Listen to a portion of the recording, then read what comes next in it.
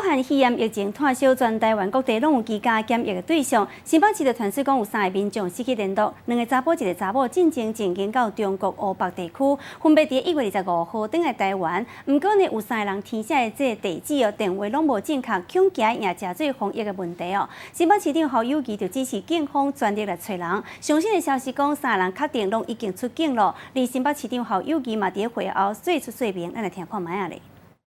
因为当时中央来的资料并不是很完整，那尤其有一些手机联络的部分，也是在这个礼拜6晚上才发下来，所以在之前我们已经都在查了，而且到礼拜6当电话下来的时候，有一些是要用视讯的居家隔离的这个部分，我们就逐一来做确认。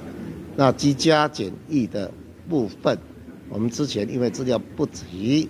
都一直在做追查当中，我们那一天也特别到第一线去做检视，也确实发现了这个问题。那居家隔离还好，我每一个请我们的同仁跟他做视讯，都确定都还在。那居家检疫的部分，因为资料实在是太乱也太不全了，我们必须要协助中央把它做到细腻跟到位。那经过不断的追查，那 昨天我在开会的时候，还有3个失联。到今天早上，我已经很确定，这个3个失联的都已经确认了位置啊。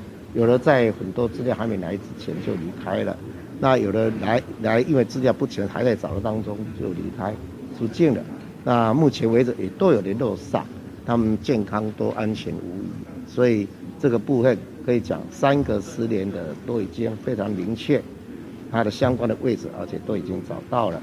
不过，因为3个需要居家隔离的人现在都是出境的状况，这部分是不是还是有漏洞存在？就在联系上。因为当时候来的时候，整个资料是还是不全的，登记的电话、地点啊、人名都不是很完整。那我们要花一段时间去把它找到，所以在这个居家的自我检疫上，我们必须要花一点时间。